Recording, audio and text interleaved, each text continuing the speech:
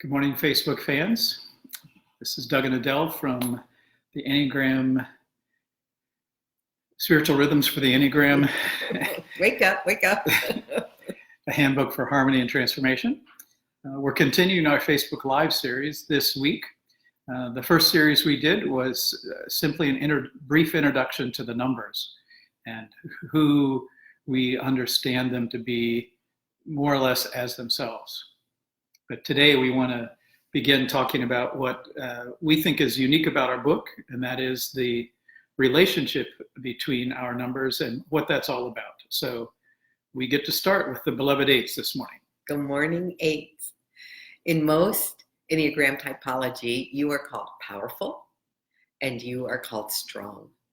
And it's true, we know a lot of beloved, wonderful, powerful, strong eights. And eights can be problematic for people because their intensity and strength and power can be intimidating, even as it does good. And we just find that two words like powerful and strong is not nearly enough to take in the wholeness of what an integrated eight is. Because an integrated eight doesn't just move from their gut intelligence, but moves with understanding in the heart and with understanding in the head. So with feeling from the heart and understanding from the head.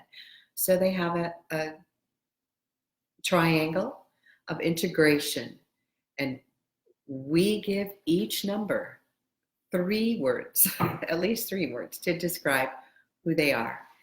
And for our beloved eights, in harmony language, your strength is contemplative love. So when we're doing direction with eights or just meeting with them, they often know, and we often suggest to them that one of the key questions they should be asking is, how much intensity do I need to bring to this situation? How much power or strength? Because they do have just a very great instinct for what is just and right, and they have a great passion to dive in and make a difference. The challenge is that entering in and diving in can be overwhelming and not accomplish the very thing that stirred them to action. And so in this triangle of the 8, 5, and 2, they have an entirely different way to begin to approach their situations, and particularly when they get triggered.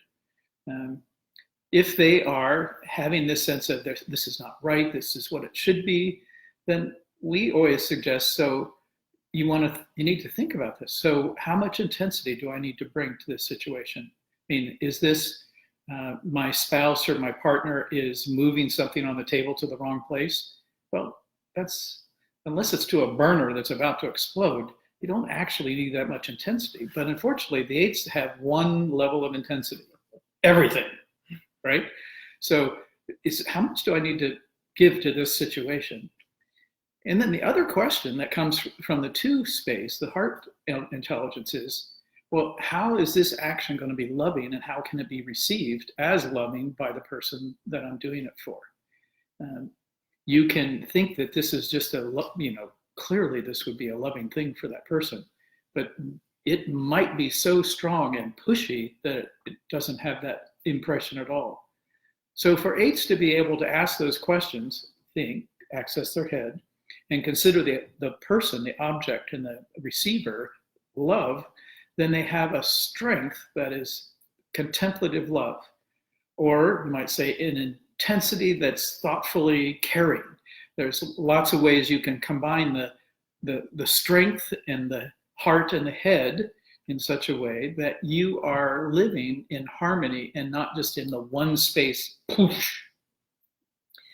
So the beauty of this harmony, 852 harmony, is that it gives you a path, a real path for transformation and for living day by day. It's simply a mantra that you take with you. Strength is contemplative love. Intensity is thoughtful caring.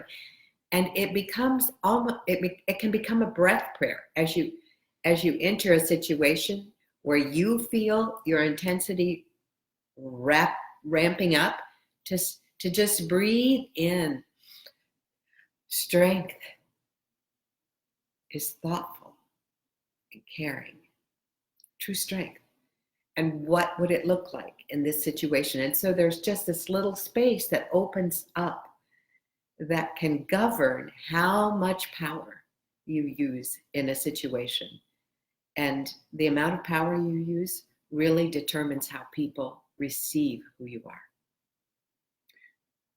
And believe it or not, to you, our beloved eights, the reason we invite this reflection and pausing, which is probably the last thing you really want to do, is that it actually then causes your great gifts of the Enneagram and your connection to these other heart and head centers to make what you have so much more receivable. So the strength, power, justice, influence that you can bring actually has more impact in the long run. We work with a number of different eights over the years, and it's usually readily recognizable whether a person's thinking through it all, how they're coming across, versus just blurting it out. And the impact on social relationships or how people want to be with them is, essentially measured by how well they are doing that. And the ones that have learned how to temper that energy and be thoughtful and caring about it, to be contemplative and loving about it, those are incredibly influential people because their understanding of justice, their ability to perceive in the moment what's really right and true, their moment to move people through, but now it has some wisdom to it and some love to it, and it has even more impact, which is the very desire of an eight in their heart of hearts, or strength of strength, whichever you call it. So eights, have a great day. Go into the world with your strength that bears contemplative love. Bye for now.